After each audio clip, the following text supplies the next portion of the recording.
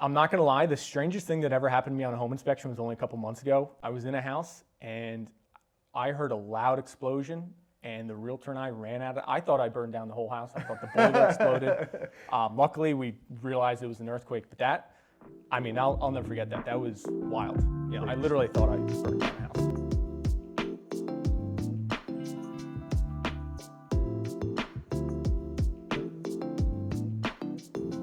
Hi, I'm Joe Valenti with REMAX InStyle, and I'm the host of the Central Jersey Real Estate Podcast. I specialize in Middlesex, Mercer, and Somerset counties, and it's my goal to prepare you, future buyers and sellers, with all the pro tips you need to know to save you time and money. Today, we're meeting with a very special guest who is the home inspector that you need to know when you're buying or selling.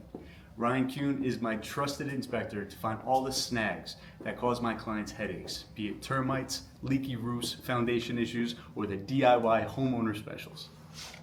All right, so let's get rolling. Ryan, welcome to the podcast. Happy to be here. Yeah, thank you. How long have you been doing home inspections for? I've been doing home inspections for coming up on 9 years now. That's a long time in, jumping through attics and going into basements, all the places I refuse to go with clients. I still see different things every day, but it's, just something new every day. 9 years, can be a lot longer, hopefully. And I'm sure you've seen a lot. What's one of the strangest things that you've seen on a home inspection? I'm not going to lie, the strangest thing that ever happened to me on a home inspection was only a couple months ago, and it was when we had the earthquake. Okay. Remember that? Yeah. I was in a house, and I heard a loud explosion, and the realtor and I ran out. I thought I burned down the whole house. I thought the boiler exploded. Luckily, we realized it was an earthquake, but that, I mean, I'll never forget that. That was wild. I literally thought I burned down a house. The thoughts go through your head. I hope insurance covers this. I mean, for the first, there was 15 seconds where I'm like, what's my insurance going to say? What's going to happen? Am I covered? And luckily, it ended up just being just an earthquake. Yeah. So spooky season's coming up. Halloween's coming up. What's like some of the scariest things that you've seen from a home inspector? So I've had two pretty wild. I've seen a lot of weird and crazy things, but two that always kind of stick out to me. I was in a house a couple years ago that there was so much termite damage, and you could feel it walking through the house. I always start top down, so I didn't really notice it till we got lower. But you could feel walking through the house like there was something going on. And you got down into the basement, and every single piece of wood and framing and the main beams and everything like that, you could put your finger right through it. I mean, the house was literally falling apart. Oh, no. Yeah, I mean, it was not a fixable situation. They actually had a contractor out there, and he just started laughing at everything like, you're not fixing this. But and then the second one was, I don't even know if this is great.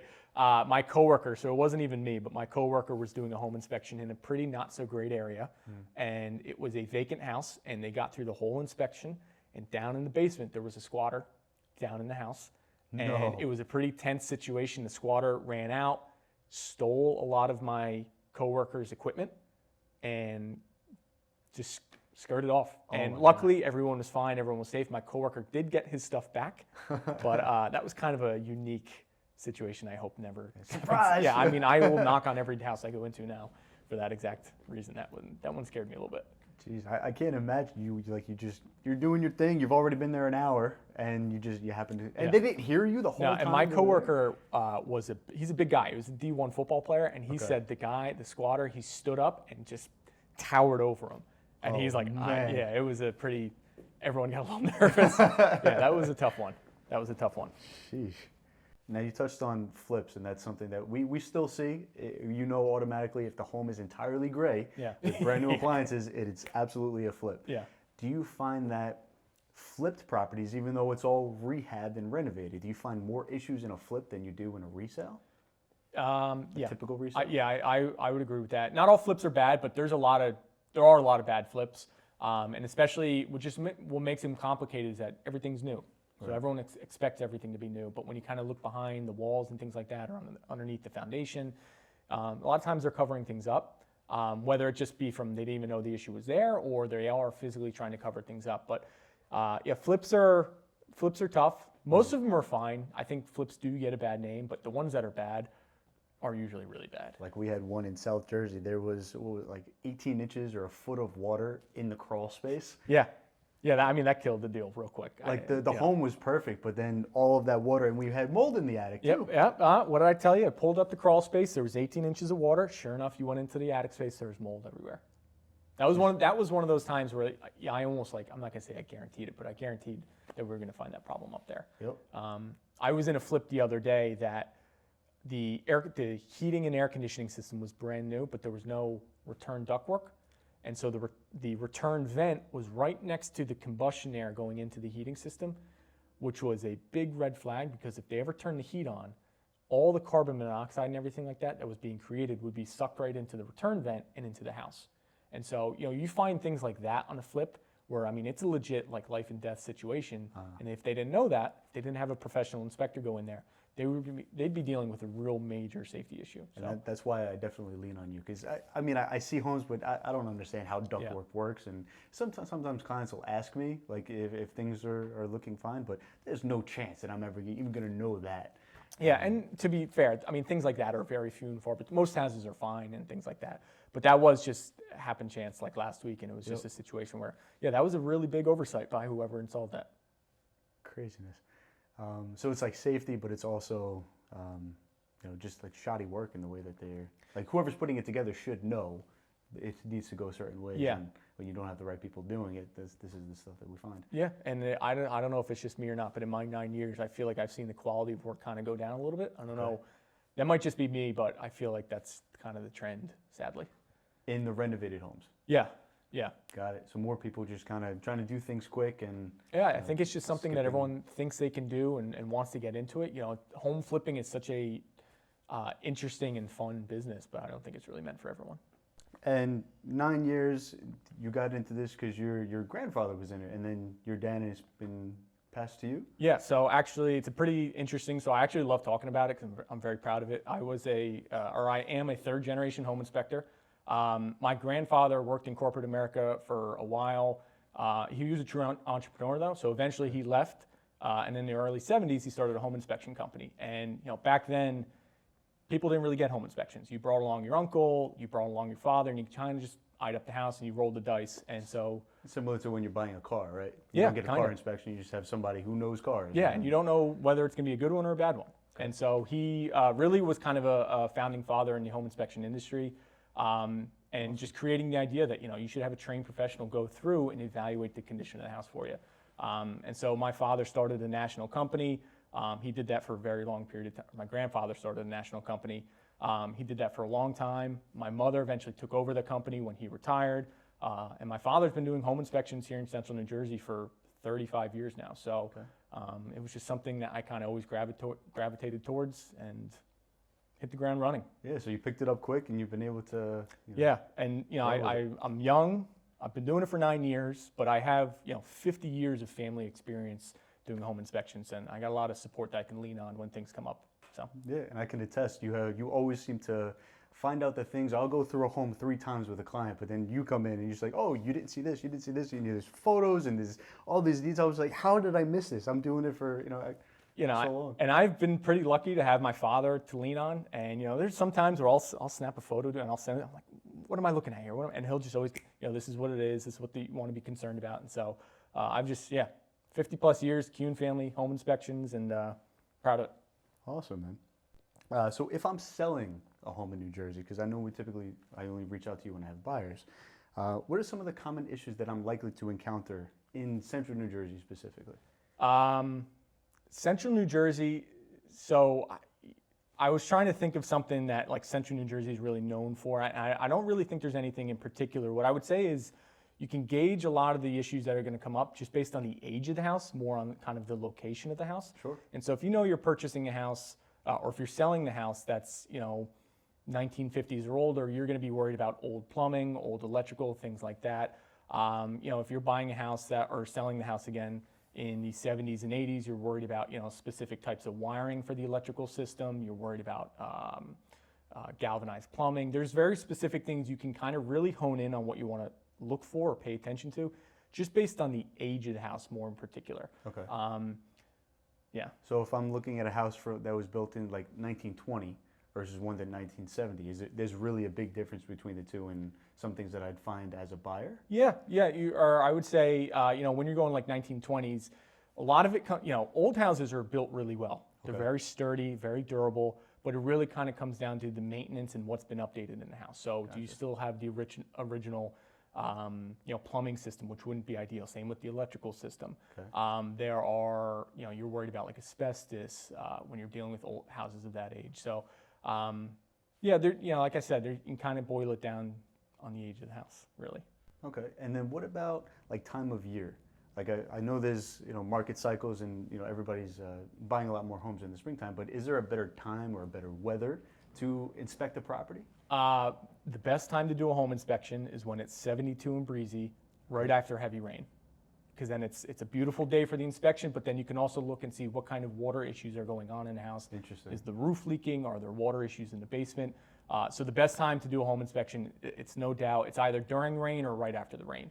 One of the tough times is, if you've had a dry spell for a couple weeks with little rain, sometimes it can be a little tougher to decipher leaks and things like that. Okay. So you always want to do it kind of day over day after rain. What's a preventative measure that's worth its weight in gold? Landscaping. Okay. You want to do everything possible to get water away from the house.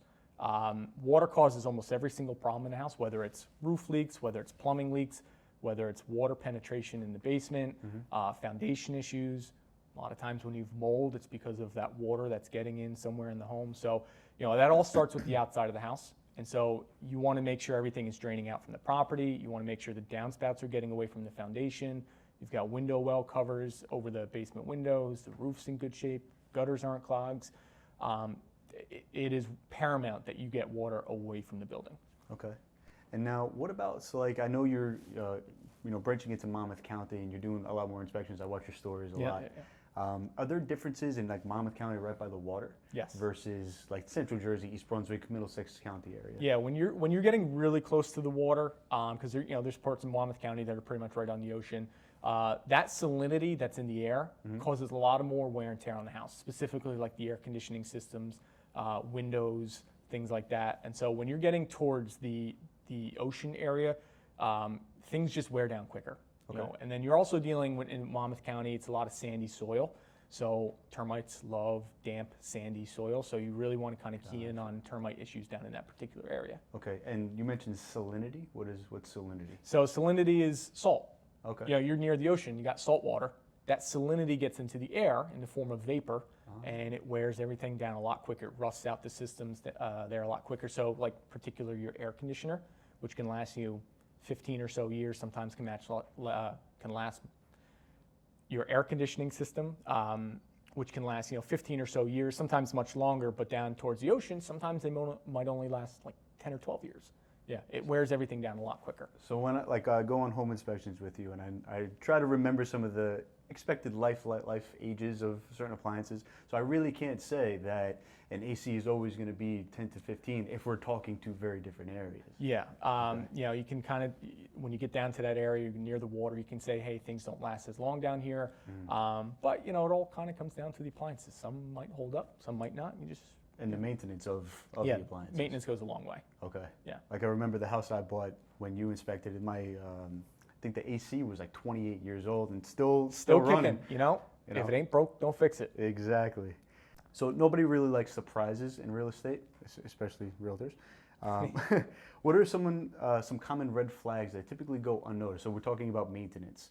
What are some things that like homeowners neglect unknowingly that something they should stay on top of? We already talked about it, but I'm going to bring it up again because it is such a red flag. Is the landscaping around the outside. When I show up to a house, the first thing I do is I take a walk around the outside. I get a lay of the land, and when you can see little depressions around the foundation, downspouts don't discharge far away. You can see where water might be ponding up around the house. Okay. That is without a doubt the biggest red flag that when I get to the inside, I'm going to find additional issues. A lot of times mold in an attic space is very common. Probably, in my experience, 1 out of every 4 or 5 houses does have mold in the attic space.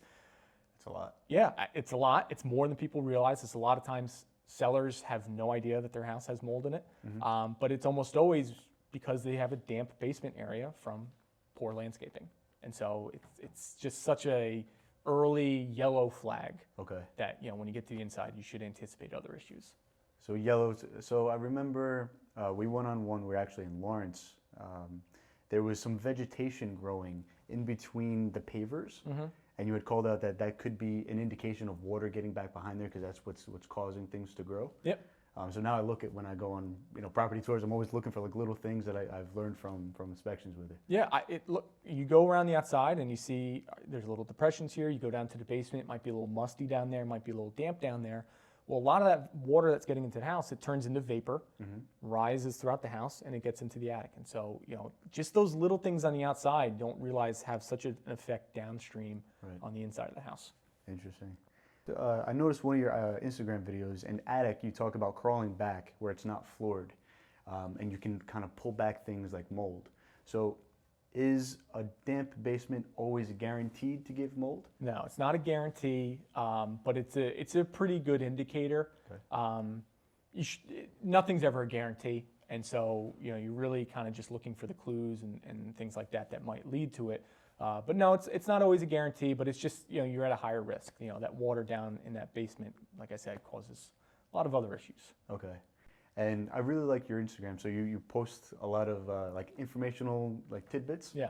One recently actually reshared to my story was, we're getting into the colder weather season. People are gonna start using their chimneys. Yes. And there were what I would have thought was just soot or just it's normal debris that's gonna be there. Like this is like hazardous. This could catch fire. What was that? So that was creosote. Creosote is a natural byproduct of burning wood. All right, and so that creosote is a tar-based substance that when you burn firewood and you see all that smoke going up through the fireplace, that smoke actually has these little tar droplets in it that'll build up on the inside of your fireplace. And over time, that tar builds up and builds up and builds up. It's still flammable. Okay. And so if you don't get your chimneys cleaned every year, which you should, that creosote will build up, and eventually you put in a fire, it gets too hot. It'll actually ignite the creosote inside of the fireplace, and you get a chimney fire. And so it's one of the biggest causes of house fires and one of the main reasons why you should be getting your chimneys cleaned every year. So everybody likes to take on these DIY projects, especially first-time home buyers. They're new, they want to get started and start knocking walls down and stuff. How can buyers start spotting some maybe unpermitted work or maybe work that's not necessarily done the way it should? That's an interesting question because sometimes it can be kind of tough. Sometimes it can be pretty obvious.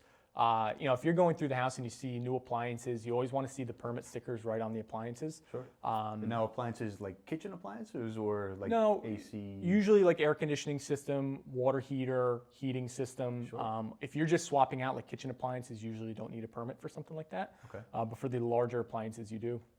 You're looking at fresh paint on the house. Sometimes the cans of paint are still in the closet or they're still in the basement somewhere. Yep. You're looking for drywall that's kind of got some wavy lines, so it wasn't very professionally done. Those are kind of like just the easiest, quickest things that you can look for. Sure. I would say fresh paint, fresh paint and permit stickers are just boom. You can look for anyone can look for those things. Got it. Now, have you come across homes where there's additions or something that looks like it was normally part of the house, but then you start looking around, it's like the floors are a little wavy or... Yeah, and sometimes it can be just bad installation with flooring. Sometimes, what really complicates an inspection is when you're dealing with a house that, say, was built 75 years ago, and then they put an addition on 20 years ago. So now you're mixing and matching different construction styles and different materials, and that always kind of complicates the inspection a little bit. Okay. But sometimes it's obvious to see the slope floors aren't a major issue. Sometimes you will need to get a structural engineer in there to verify some of these hidden issues might need further evaluation. It can be a little tricky to kind of point out some of those or to decipher some of those issues sometimes. So the slopey floors aren't necessarily foundation. It could just be a shoddy job of putting in. Yeah, when you're dealing with sloped floors, I always kind of look at it like that's one clue of a structural issue, slope flooring. And sometimes, it's really sloped and it's like, okay, that's a big problem. Sometimes there's a little bit of slope, especially on an older house. But there's gonna be other clues also to look for if it is a real structural issue. The door frames are also gonna be shifted. You'll see cracks in the drywall. You're gonna see down in the basement, maybe there was additional support columns that were very quickly added in. Gotcha. So it's never just like a one-off clue means you have a structural issue, it's usually 3 or 4 clues together. Like, yeah, that's a real concern. So I would definitely consider you a great home inspector. I've been through many inspections with you. I'm always learning something every single time I work with you. What would you say is the difference between like a good inspector versus a great inspector? It's the easiest answer in the world is communication. You know, as a home inspector, we're going through the house that is an unbelievably complex system. You got the roofing system, the electrical, the plumbing, heating, and cooling, all working in tandem together. And you know, you have to be able to decipher those problems and give it to the client in a way that's easily digestible. And so it's not just finding the problems, but it's also kind of communicating that to the client, saying like, hey, this is a major issue, this is a minor issue, and being able to kind of get that over to the client in an easy report, which isn't always easy. That is without a doubt what separates a good from a great inspector is communication. And I can kind of attest to that. I remember I had a client was friends with somebody. They used a different inspector, and it was just a Word document, pictures with words kind of scattered around, like a 60-page Word document. Yeah. And they go, how do I read this? What should I ask for? I'm just like, I need a grading scale. Like, I need to know what I'm looking at. Yeah, and every home inspection report, even the best ones, like they're a little confusing. They're 50, they can be 100 pages long, but you obviously want to have photos. It wants to be clear. It wants to be concise. You don't want just this, like you said, this 100-page Word document of just jambalaya of words. Yeah. You want it to be kind of clear, concise, and easy to understand. Yeah. So lastly, where can people learn more about you? How would they be able to connect with you, either as a realtor looking to use you as their home inspector, or as a buyer maybe just kind of looking to understand what their property is like? So I put a lot of information for buyers, agents on Instagram. You can find me at Kuhn Family Home Inspections. That's Kuhn, Family, Family, Home Inspections. I put a lot of information out for buyers, little tips for buyers, even agents out there. And then you can also go to my website at kfhomeinspections.com. So this was the first episode of the Central Jersey Real Estate Podcast. I want to thank Ryan Kuhn for coming on. He's the guy that you need to know if you're getting a home inspection, whether you're buying or if you're looking to sell, you want to get things straightened out before you hit the market, make sure you call Ryan. And we'll see you next time on the Central Jersey Real Estate Podcast.